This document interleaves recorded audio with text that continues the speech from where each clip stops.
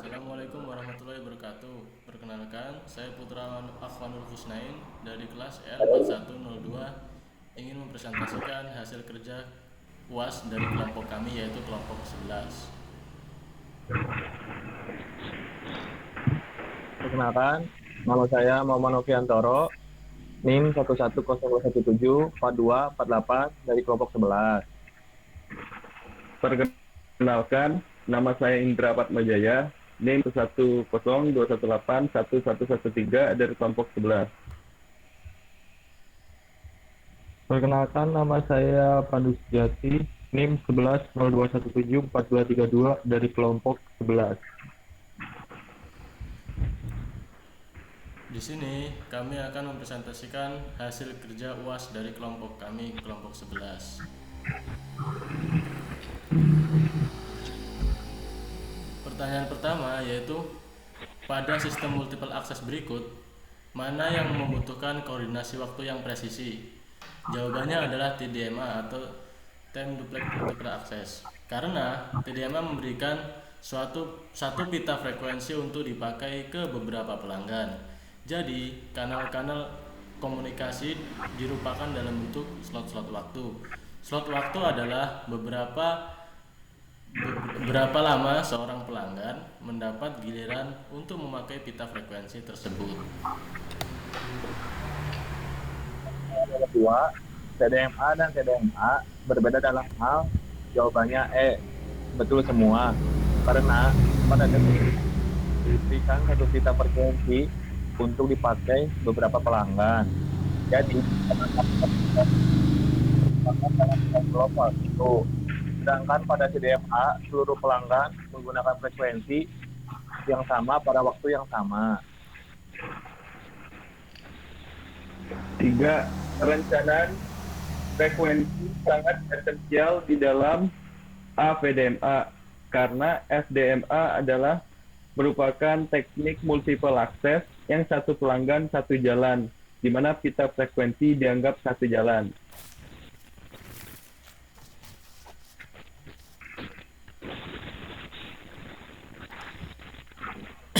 Nomor 4, manakah yang bukan merupakan keunggulan dari Direct Sequential Split Spectrum atau DSSS?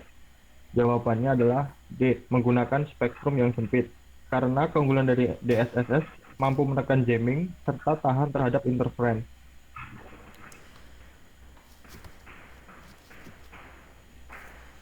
Kemudian nomor 5, urutan operasi PCM adalah pulse code modulation atau memproses sinyal analog to digital. Yang pertama yaitu ada sampling. Sampling merupakan proses pengambilan sampel atau contoh besaran sinyal analog pada titik tertentu secara teratur dan berurutan. Frekuensi sampling haruslah lebih besar 2 kali dari frekuensi yang disampling. Kemudian yang kedua ada kuantisasi. Kuantisasi yaitu proses menentukan segmen-segmen dan amplitude sampling dalam level-level kuantisasi amplitude dari masing-masing sampel. Kemudian yang ketiga ada pengkodean atau coding, yaitu mengubah besaran amplitude sampling ke dalam bentuk kode biner 0101 tersebut. Pertanyaan nomor 6. Pada proses konversi analog ke digital diperlukan jawabannya sampler. Pada proses ADC ada sampling untuk mengambil sampel, kuantisasi dan coding untuk mengubah sinyal analog ke biner. Nomor 7. Sinyal dapat direkonstruksi jika disampling dengan kecepatan. Jawabannya B, Nyquist rate.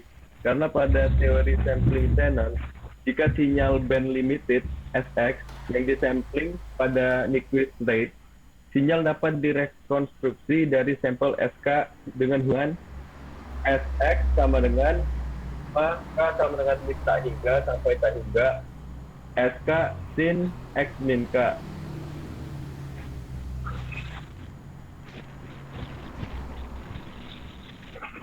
Nomor 8, draw kuantisasi dapat direduksi dengan titik-titik jumlah level kuantisasi. Jawabannya adalah B. Karena semakin banyak level yang digunakan quantizer, semakin rendah kekuatan derau kuantisasi. Kemudian nomor 9 yaitu lapisan ini merupakan lapisan yang akan melakukan transmisi data antara perangkat-perangkat jaringan yang berdekatan dalam sebuah wide area network atau WAN, atau antara node di dalam sebuah segmen local area network atau LAN. Yang sama adalah jawabannya adalah data link layer. Kenapa? Karena lapisan kedua dari bawah dalam 7 model OSI ini yang dapat melakukan konversi frame jaringan yang berisi data-data yang akan dikirimkan menjadi bit-bit mentah agar dapat diproses oleh lapisan fisik atau physical layer. Pertanyaan nomor 10. IP address untuk jaringan berukuran kecil untuk local area network adalah jawabannya C. Kelas C, karena IP address kelas C terdiri atas 24 jam network ID dan 8 bit untuk host ID. Sehingga IP address kelas C digunakan untuk jaringan berukuran kecil. Nomor 11, panjang host IP kelas B. Jawaban B 16 bit, karena IP address kelas B terdiri dari 16 bit untuk network dan 16 bit untuk host ID.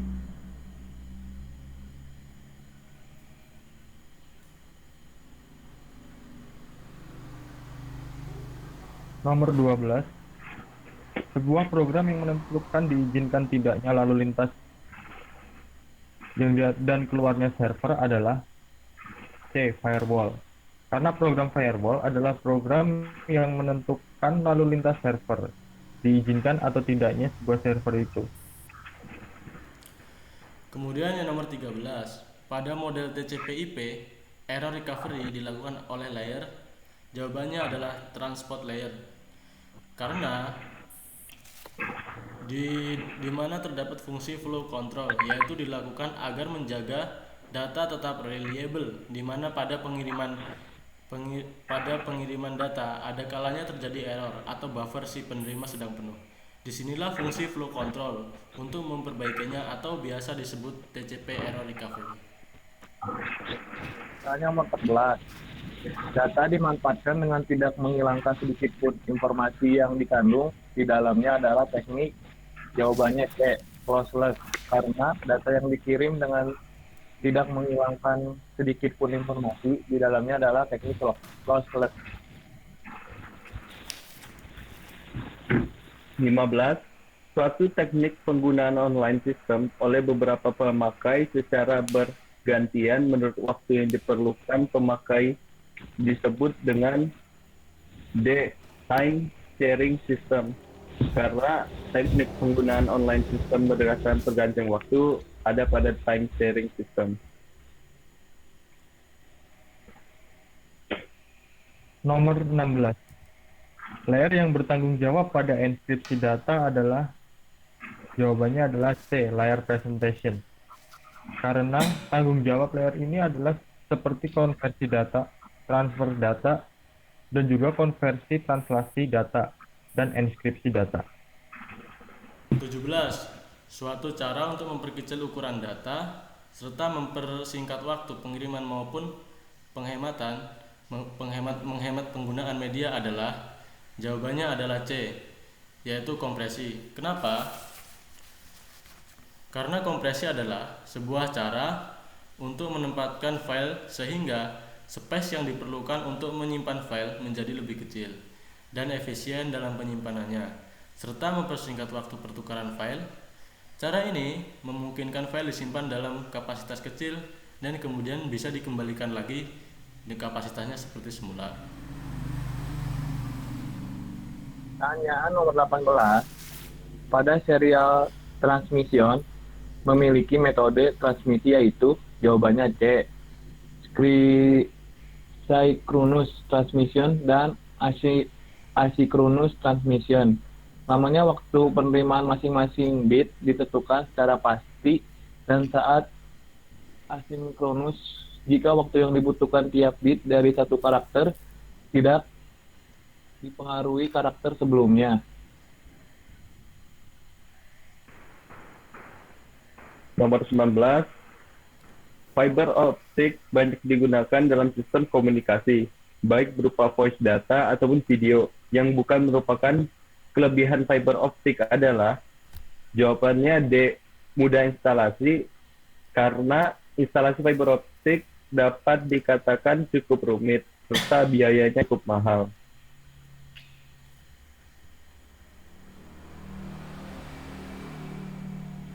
20. Apa yang dimaksud handoff pada sistem komunikasi bergerak? Jawabannya adalah D, memungkinkan seorang pengguna pindah dari satu sel ke sel yang lain tanpa adanya pemutusan hubungan. Handoff adalah kemampuan untuk seorang pengguna dapat berpindah sel tanpa pemutusan untuk tetap menjaga kelangsungan sebuah komunikasi tetap berjalan. Kemudian nomor 21. Jenis security yang digunakan di WEP atau Wired Equivalent Privacy adalah jawabannya adalah encryption. Karena security pada WEP adalah enkripsi web, yaitu dengan cara pemberian kunci kepada masing-masing penggunanya. Pertanyaan nomor 22. Proses berkomunikasi menggunakan sat optik meliputi langkah-langkah berikut kecuali jawabannya D, menggunakan antena, karena antena tidak diperlukan pada proses komunikasi fiber optik. Nomor 23, keunggulan komunikasi satelit kecuali E, karakteristik layanan tidak seragam. Karena pada komunikasi satelit, layanan yang digunakan itu seragam.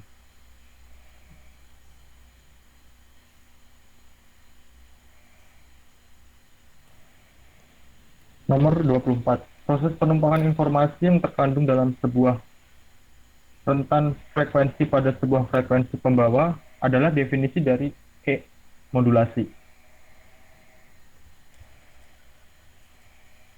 Kemudian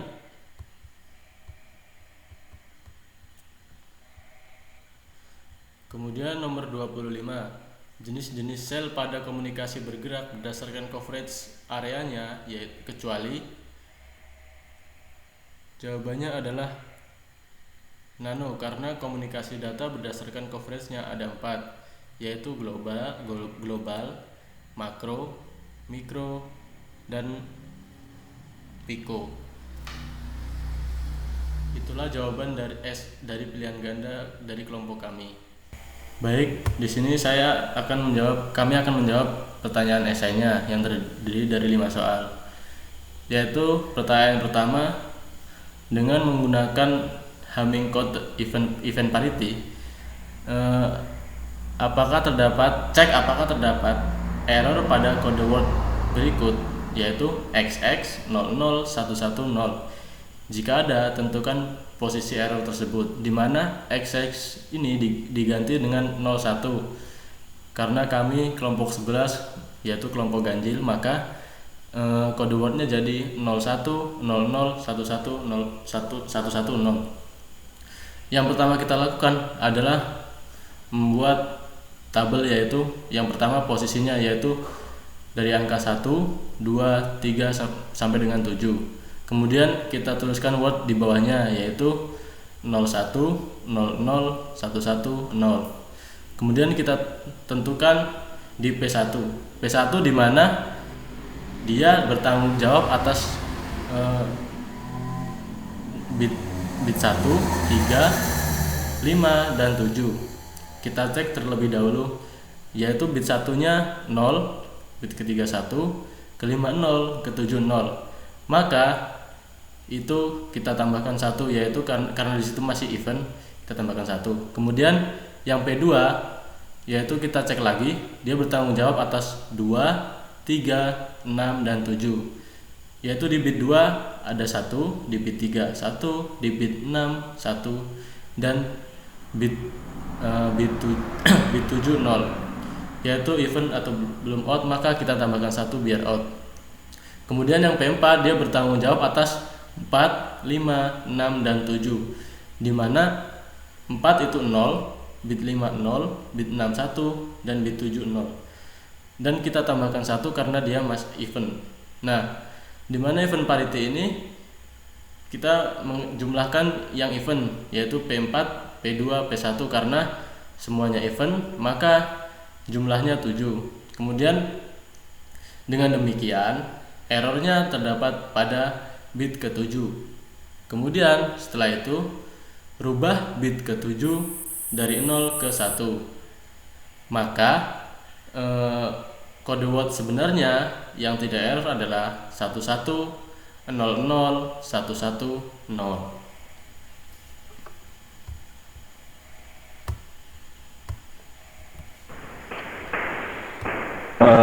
Untuk nomor 2 esai, diketahui network address itu senilai 141.x.c.0 garis miring 25 dengan ketentuan X diganti dengan kode kelas, Y diganti dengan nomor kelompok masing-masing. Karena kode kelas kami itu 02 dan kode kelompok kami itu 11, maka network address-nya jadi 141.02.11.0 garis miring 25.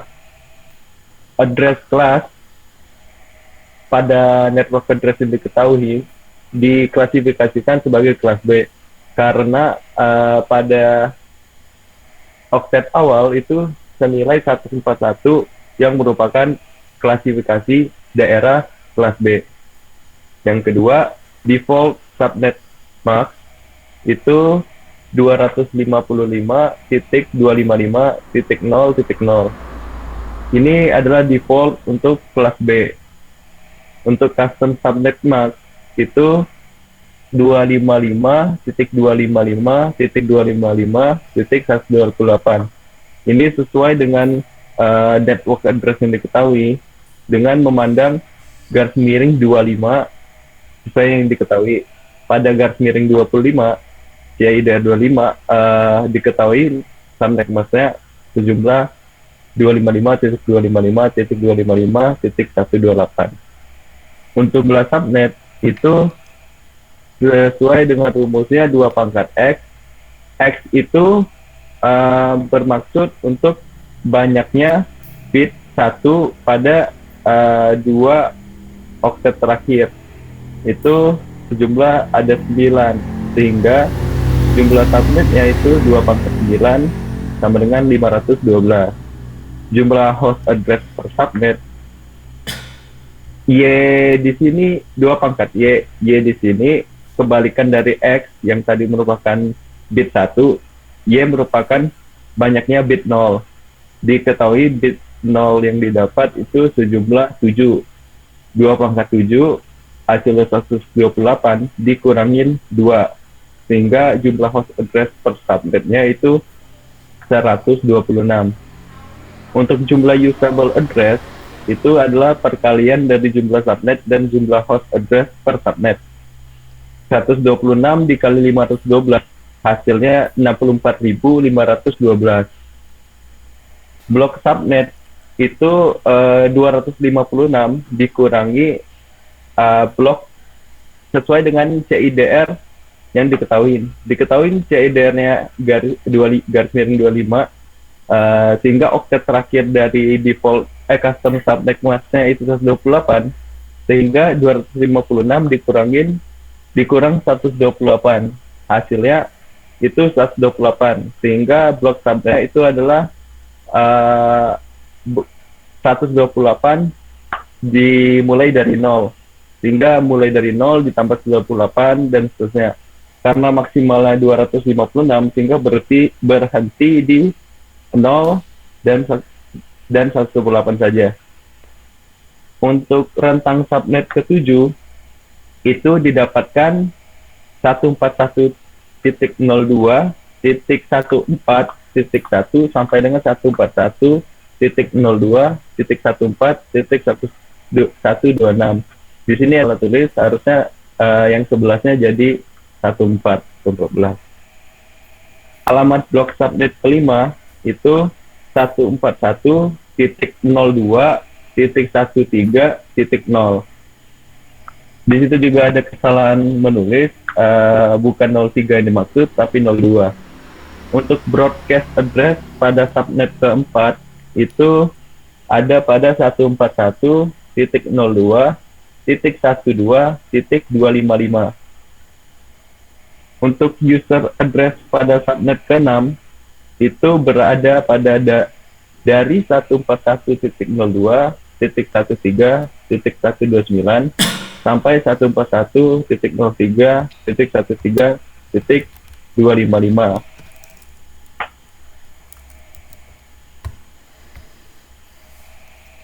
Di sini saya akan menjawab pertanyaan nomor 3,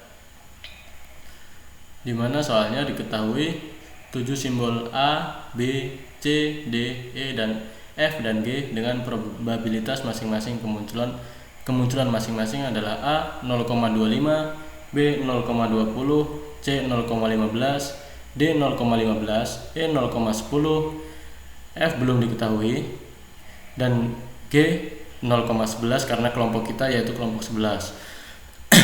Kemudian untuk mencari F di sini 1 dikurang penjumlahan dari semua probabilitas yang tadi yaitu didapatkan 0,96. Kemudian untuk mencari F-nya 1 dikurang 0,96 dapatnya 0,04. Pertanyaan A yaitu tentukan Shannon-Fano kode untuk ke-7 simbol tersebut menggunakan tabel. Kemudian untuk mengerjakan Shannon-Fano, pertama yaitu baca semua simbol pada teks dan tentukan probabilitas atau frekuensi kemunculan masing-masing simbol. Nah, di sini saya sudah terdapat simbol A sampai dengan G, yaitu dengan probabilitas masing-masing 0,25, 0,20, 0,15, 0,15, 0,11, 0,10 dan 0,04. Kemudian pada tahap kedua, urutkan simbol berdasarkan probabilitas kemunculan secara descending atau dari besar ke kecil probabilitasnya. Kemudian jika probabilitas sama, urutkan indeks simbol tersebut secara ascending, yaitu seumpama C dengan D itu sama-sama 0,15, maka yaitu yang didahulukan C dahulu karena menurut abjad C lebih dahulu. Kemudian di sini yang didapatkan adalah simbol A 0,25, B 0,20, C 0,15, D 0,15, G dahulu karena probabilitasnya lebih sering yaitu 0,11, kemudian E 0,10 dan F 0, kemudian tahap pertama, bagi rangkaian simbol menjadi 2 subset. Sedemikian sehingga selisih total probabilitas antara 2 subset seminimal mungkin. Nah, di sini kita membagi dengan dijumlahkan 0,25 dengan 0,20, di mana selisih dengan penjumlahan 0,15 sampai dengan 0,04 itu adalah sekitar 10, yaitu kita bagi 2 karena ketentuannya begitu. Kemudian kita beri simbol 0 di bagian atas, kemudian satu lagi di bagian bawah kita beri simbol 1. Nah, kemudian yang step kedua, yang 02 tadi kita beri simbol 1 lagi di atasnya 0 dan 1 di bawahnya di bagian B. Kemudian setelah itu kita bagi 2 subset lagi, yaitu antara C dan D dengan GEF, di mana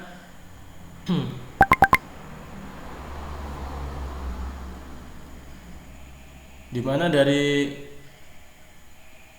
penjumlahan tersebut didapatkan 0,30 dengan 0,25 yaitu dengan selisih 5. Kemudian di step ketiga, setelah kita tentukan 00 di bagian C dan D, kita di step 3 kembali memberi skat lagi yaitu antara C dan D, yang C dikasih yang atas atau C dikasih bit 0, kemudian yang D dikasih 1. Kemudian setelah itu kita pisahkan lagi antara 0,11, 0,10 sampai 0,64, di mana kita beri 0 di bagian 0,11 dan kita beri bit 1 di antara E dan F. Kemudian sampai ke step 4 di mana semuanya sudah tidak bisa dibagi lagi. Kemudian dari hasil tersebut didapatkan kode wordnya, yaitu untuk A 00 dengan panjang 2 bit, kemudian B 01 dengan panjang 2 bit juga, C 100 dengan panjang 3 bit, dan D dengan 101 dengan 3 bit juga, G 110 dengan panjang 3 bit, E dengan 1110 dengan panjang 4 bit, kemudian F 1111 dengan panjang 4 bit.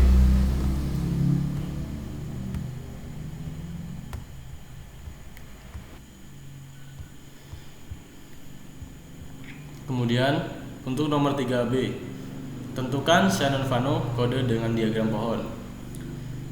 Nah, untuk menentukan dengan diagram pohon di sini, step pertama yang harus kita lakukan adalah sortir dari kemunculan terbanyak dan bagi menjadi 2 kolom. Nah, di sini kita sortir antara kolom AB dengan C, D, G, E, F, yaitu di mana kolom AB menjadi kolom 1 dan sisanya menjadi kolom 2. Kemudian pembuatan pohon. Pembuatan pohon yang pertama, bagian simbol AB ditaruh di sebelah kiri, kemudian di yang C, D, G, E, F ditaruh di sebelah kanan. Kemudian step ketiga, masih pembuatan pohon. Nah, karena setiap daun itu maksimal 2, maka kita pecah lagi, yaitu antara C, D, G, E, F, yaitu di mana CD dijadikan di sebelah kiri, kemudian yang sisanya di sebelah kanan, yaitu G, E, dan F. Kemudian step keempat, pembuatan pohon lagi. Nah, di sini karena maksimal masih 2, yaitu karena masih terdapat 3, jadi GF kita pisah lagi, yaitu antara G sebelah kiri dan sisanya F dan E dan F. Nah, kemudian yang step kelima atau step terakhir, setelah kita pisah antara E dan F menjadi satu daun lagi, maka kita pemberian kode, di mana diberikan kode 0101. Maka didapatkan untuk kode A, yaitu dibaca dari atas, yaitu 00, yaitu kemudian simbol B 01, kemudian simbol C 100, kemudian simbol D 101, simbol G 110, simbol E 1110, dan simbol F 111, di mana hasilnya sama persis seperti yang bagian A tadi.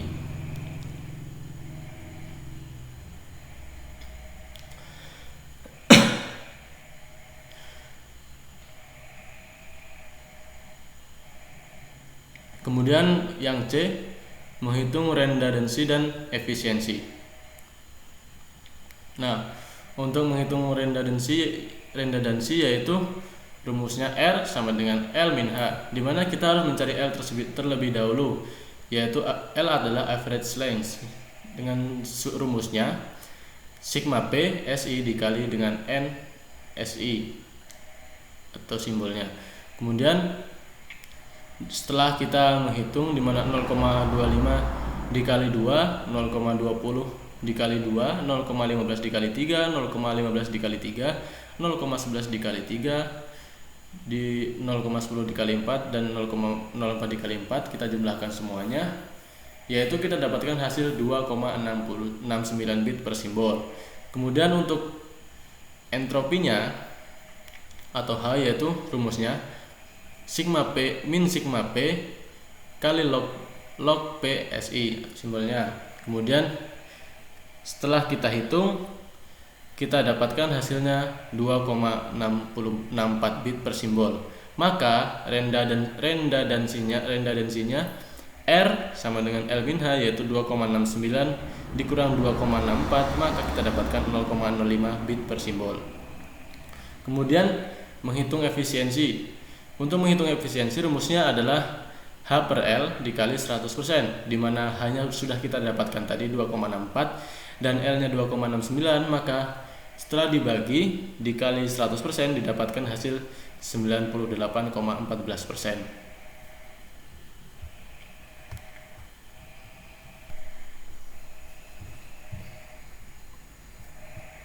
Ya, di sini saya akan menjelaskan soal esai nomor 4. Sebuah sinyal percakapan dengan durasi total 1 menit. Sinyal percakapan ini disampling dengan kecepatan 11 kHz, 11 kali nomor kelompok. Kemudian dikodekan, diharapkan diperoleh SNRQ sama dengan 40 dB atau full kurang load. Tentukanlah A jumlah bit tiap sampel yang dibutuhkan. Karena kelompok kami di sini kelompok 11, jadi frekuensi samplingnya yaitu 11 kHz. Di mana Fs sama dengan sampel per detik, jadi 11 dikali 1000 sama dengan 11.000 sampel per detik. Hasil dari Fs itu jika dirubah ke bit, maka dihasilkan 11 bit. Yang B yaitu jumlah level kuantisasi, di mana rumusnya M sama dengan 2 per N, 2 pangkat N, di mana N itu sendiri ialah jumlah bitnya.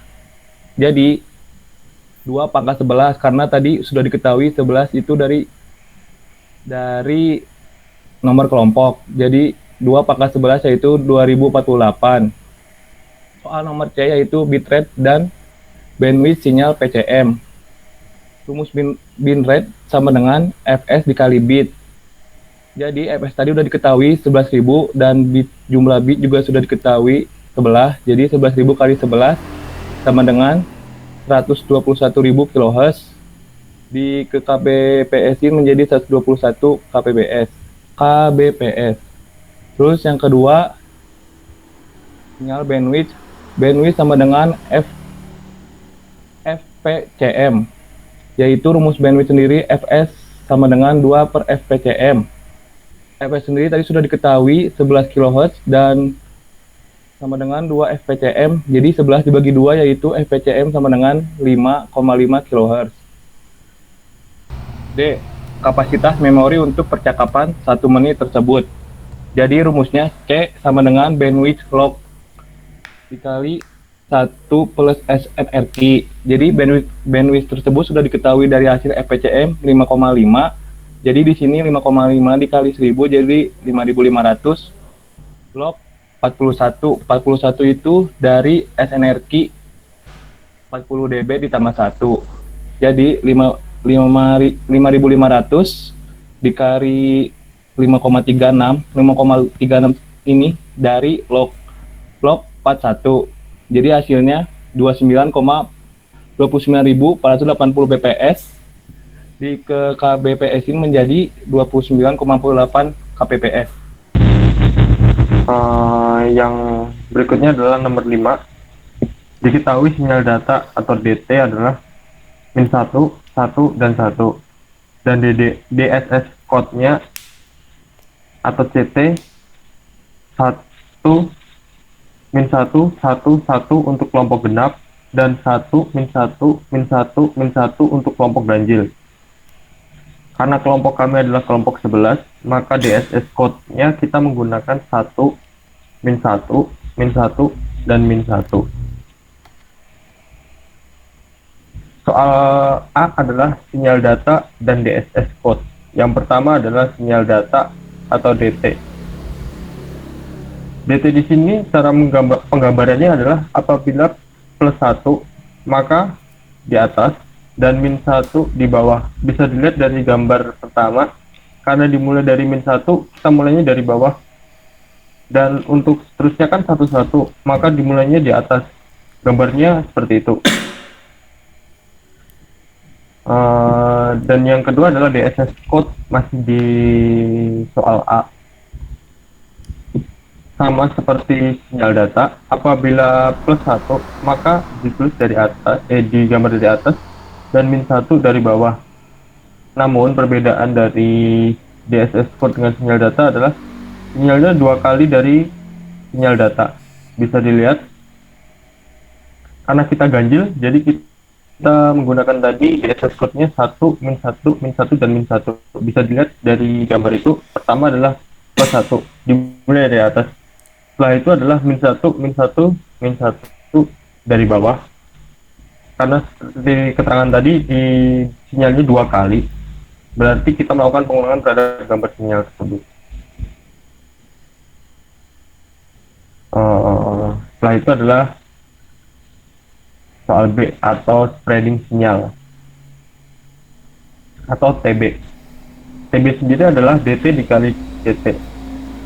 Semua kode pada DT akan dikalikan dengan kode pada DT. Jadi apabila pada kode DT ada 3 kode dan pada kode CT ada 4 kode, maka spreading sinyal TB adalah 12 kode. Bisa dilihat tadi DT kan terdiri dari min 1, 1, dan 1, terdiri dari 3 kode. Sedangkan CT dari 1, min 1, min 1, dan min 1, 4 kode. Jadi spreading sinyalnya atau TB-nya adalah seperti ini. Terdiri dari 12 kode, yaitu min 1, 1, 1, 1, 1, min 1, min 1, min 1, 1, min 1, min 1, min 1. Penulisannya seperti ini sama, yaitu apabila terjadi min 1 dari bawah dan plus 1 dari atas. Gambarnya dapat dilihat seperti ini untuk gambar akhirnya. Baik, sekian presentasi dari UAS dari kelompok kami. Wassalamualaikum warahmatullahi wabarakatuh.